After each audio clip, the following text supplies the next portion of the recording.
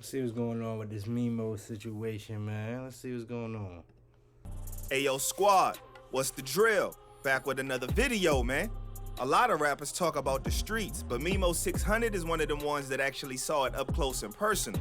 Growing up in the south side of Chicago, Memo didn't just see the trouble of the gangs, he lived that life and came out on the other side in one piece. Right. Along the way, he forged a rap career where he didn't have to compromise to nobody and rubbed shoulders with the greats like Chief Keef, Lil Durk, and the late great King Von. He rode with giants and still chose not to ride their coattails. He was a part of Durk's crew OTF, but left due to him feeling like he wasn't supported. So he decided to support himself, and he's been doing that ever since. But 2024 hasn't been all sunshine for Memo. He got caught lacking and months ago got his watch taken. Oh, this isn't dang. the first time that some of his jewelry got confiscated by the Opps somehow. But you won't ever catch him phased. He always keep it pushing. Yet and still, he's blessed to be alive and appears to be a new man with a new lease on life and ready to live it to the best of his abilities. So just who is Memo600?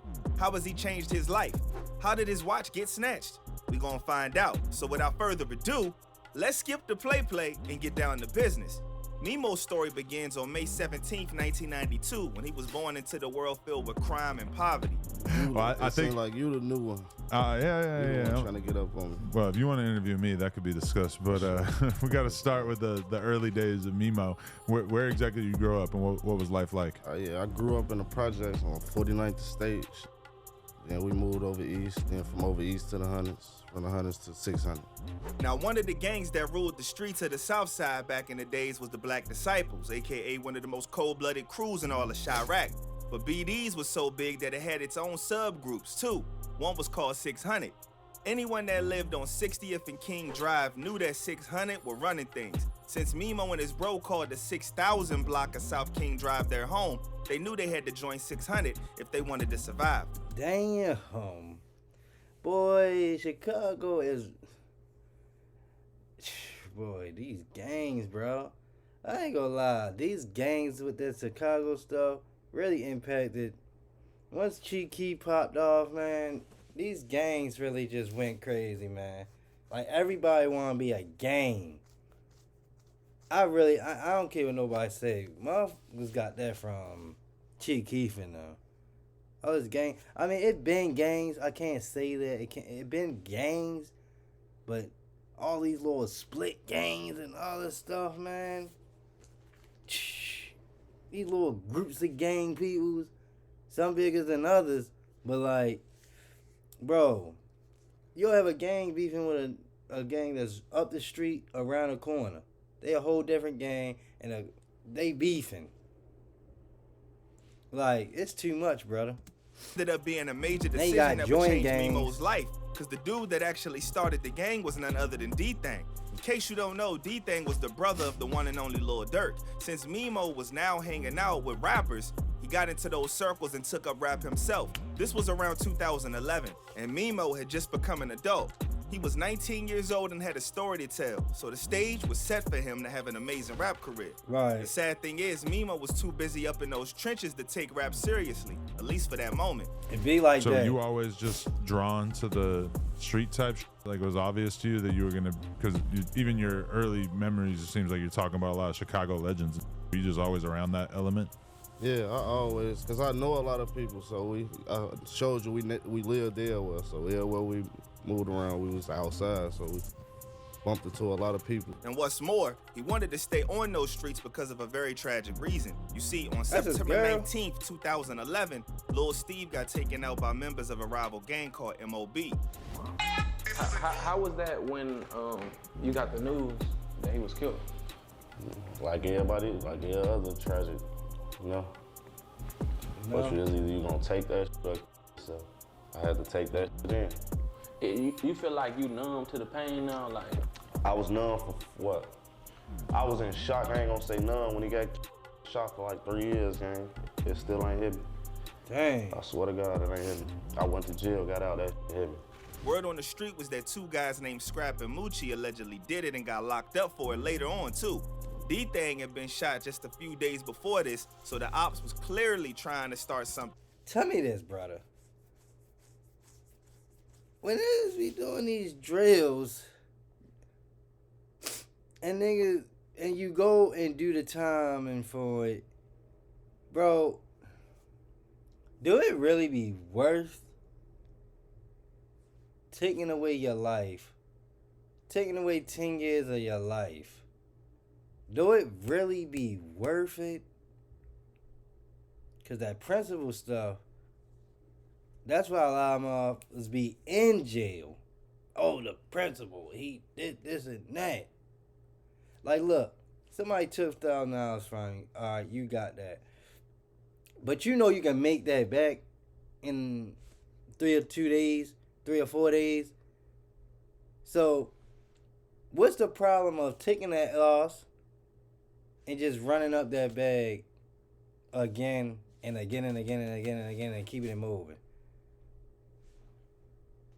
I understand y'all don't want to move it like that, but that's how I would move it. He was just 15 I'm not years gonna keep old when he getting passed, punked, and though. Memo was shocked I'm to not his saying core that. when he found out. He had just lost the only person in the world he truly cared about. This made him go down a pretty dark path. He threw himself into the street work and put rap on the back burner. He had strong ties to O Block and folks that were big allies of 600, which meant that Memo had responsibilities on the streets. Ooh. He had to fight for corners, and if anybody stepped to him, he had to step right back and show he couldn't be messed with. Right. Memo fell off the deep end a bit here. He said he sometimes used to do things for fun and clout, even if it wasn't no money in it. That was just how life was for somebody living in Chi-Town. But this city ain't just about gangs, now is it? It's all about where music thrives too, where rappers like Chief Keef were bringing trap music and gangster rap lyrics together to make a whole new genre called drill. The new genre was taking the city over around the time Memo joined 600, and it inspired members of the gang to start spitting their own bars too. The crazy thing is, 600 ended up becoming the home of more great rappers than you can count.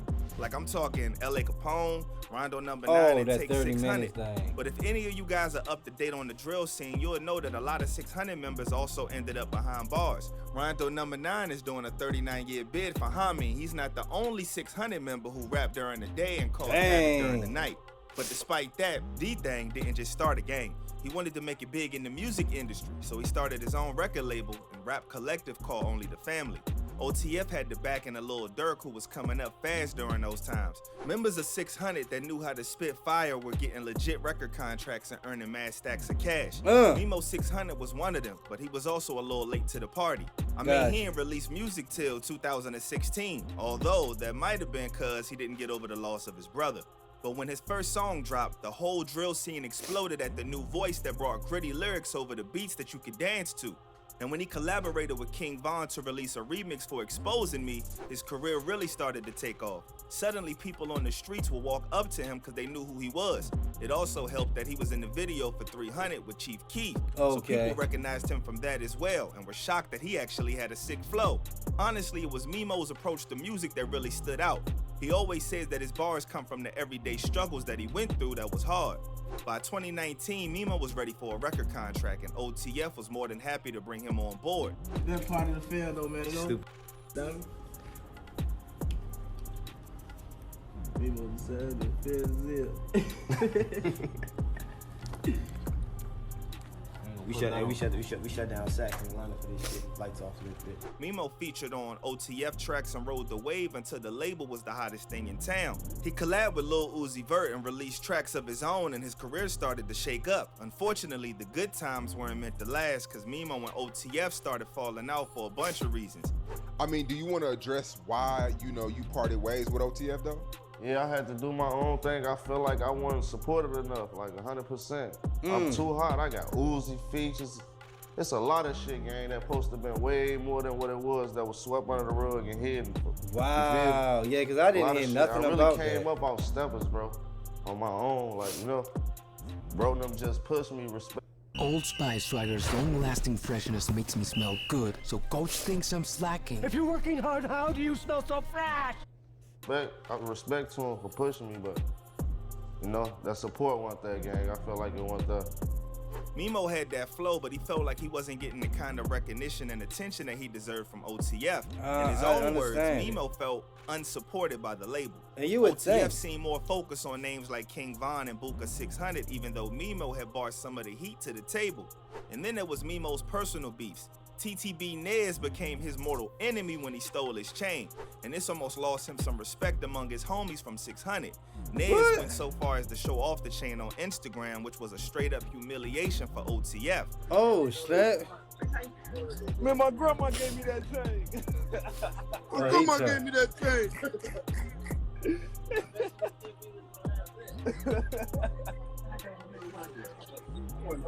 I love Red Crib. After all, a rapper's chain ain't just an accessory. It's not just about the bling. Those chains are a part of the identity. They define who you are and tell the world what you about. Memo getting his chain stolen was a big deal, but it's possible that Nez was just making it all up. Oh, Memo they went stole live his and showed chain. everybody that he had his chain right there with him, and it wasn't no brand new chain either. No, this was a chain that he had been seen wearing, and it had wear and tear on it, which meant that Memo had been wearing it for ages. Nez didn't respond after that, so a lot of fans started to think that he was just talking smack with nothing to show for it. Of course, this wasn't the only beef that Memo had. He had called a fellow 600 member Damo a snitch in front of everybody, which caused tension between him and his gang. Oh, it was Damo. You called Damo a snitch? Who you snitched on? Man, they got their little shit going on, you know. I ain't trying to be in this like BA. It seemed like every group Memo was involved in was falling apart. Dang. Half of the 600s were ending up in jail, and OTF was sidelining him every chance they got. Dang. Starting in 2020, OTF had got hit by two major blows that turned things up. The first was when King Von lost his life in a fight in November 6, 2020. The fight ended with Von being hit with bullets in the chest, and he passed away not long after that. This had a profound effect on Memo's career, because Von was one of his biggest supporters. It also meant that OTF had lost one of his strongest and best performers, so the label was going through a tough time for sure. And get this, things were only going to get worse from there. On June 6, 2021, D-Thing, the man that started both 600 and OTF, lost his life outside a nightclub. The label was reeling, and Memo knew he needed a way out fast. This wasn't just about his career. His homies were getting gunned down left, right, and center, so it's fair to say that the streets were getting a bit too bloody for Memo. And when you factor in all the beefs he had going on with other OTF members, you'll start to see why he left. If there's one thing everybody can agree on, is that Memo wasn't treated with respect by OTF. Right. He has talent and personality, but his label never made him feel like it. The chain snatching incident I talked about earlier was just the first time something like that happened, with an OTF member, THF Zoo, saying that he had took Memo's chain too. Goofy ass, sparking up all type of shit. Dang. You know, this internet play and try to keep your name, nigga. You a duck, nigga. You know you a sin duck. Zoo is probably one of the hardest rappers in town, so the constant aggression was getting to be too much of a problem for Memo. And to be fair, Memo didn't make things easier on himself either. He tried beefing with the Baby of all people, which led to the Baby calling out Lil Durk publicly and saying that he was in his DMs asking for mercy, copping pleas. That was yet another huge embarrassment for OTF, and the label needed a fall guy. When his old manager told him he's better off on his own, he finally made that decision to call it quits. There weren't any street politics involved and no legal disputes either. Both OTF and Memo decided it was best for them to part ways, and honestly, things have been going pretty well for Memo since he struck out on his own. However, the streets will always be the streets, and as long as you associate with them, things can happen. And something did happen to Memo a couple of months ago that led to him getting popped. His watch got taken somehow during that situation as well. Damn. The internet couldn't wait to clown him, but he cleared the air during an interview with DJU. Hey, we don't know what happened when they found it. They got on the internet and started saying it was some jewelry missing. On Lil Boo, it was some jewelry missing because I got shot. I got shot in the arm on Lil Steve. Phil hit the ground, bam, watch came off. On my kids, ain't no gonna personally take shit off me, gang. Ish happens, man, but when you blessed to survive, it make you look at things differently. Right. Memo has been through a lot, and he knows he gotta move smart. I'm in these trenches. Come on, Boo man. Your goof ass doing the dumb shit, man. Hey, come on, I shit in the wash. You got me in the middle of the trenches. Come on, get your ass on. Doing all this gumpy ass shit. What's today's date? Musically, he recently talked about an upcoming album that'll feature an unreleased song he made with King Von. He's looking to give his homie a tribute, sure, but this is also a way for him to remind fans of where he come from. Memo's earned his status as one of the hottest rappers in the drill scene, and his music will continue to prove that. There's also the fact that he settled down in recent years with Glizzy Glow still in his heart and making an honest man out of him. In fact, his girl had such a positive impact on Memo that he even quit using substances. He's talked about how clear-headed he now feels, and how he doesn't have any mood swings anymore. But the wild part is, they just recently broke up, and they have been doing interviews talking about it. So I just feel like we on two totally different paths of life. And I feel like I'm a girl that comes with no drama. Like, I got my life established already. I got businesses. My kids is good. I don't bring no extra drama with that situation. So I feel like anytime I'm peaceful before I meet you, and when I... Girl, tell me this. All right, I hear what she's saying. All right, they got their thing going on. Do weed, when you start smoking weed, do it brings on mood swings? Or when you ain't smoking a while, it bring on mood swings? I just want to know that, because that's what I feel like. Mood swings. I do not like that, y'all. I don't like that. I feel like I be having mood swings when I don't got. I think. Do anybody else do that? I just want to know. Me too, and it's. I'm always down to help. I'm always down to help somebody be a better person or get them like what they don't have that I can add to them. But if it's taken away from me, then I can't. Turns out Glizzy Glow left bruh because she felt like he was holding her back. In a recent interview, bruh was clearly upset, but it happens to the best of us. I see her on Dre Ocean, y'all not together no more. How that been for you, man? Like, how life changed, you know? Life ain't changing. Going great. He gonna be alright. Sometimes you having a girl is cool to keep you focused, but there comes a time in every man's life where he has to be his own source of focus and motivation. Right. Also, recently he's been doing right by one of his homies, Memo600, by bringing his mom along to speak for her son and bring the injustices involved in his demise to the forefront. For the record, my son did not die of a drug overdose. Let's start there. Yeah. He was just mishandled in there. The wrong way. And, you know. Yeah, I had to find that on Facebook. They didn't call me or nothing. So. You found out he passed away via Facebook? Yeah.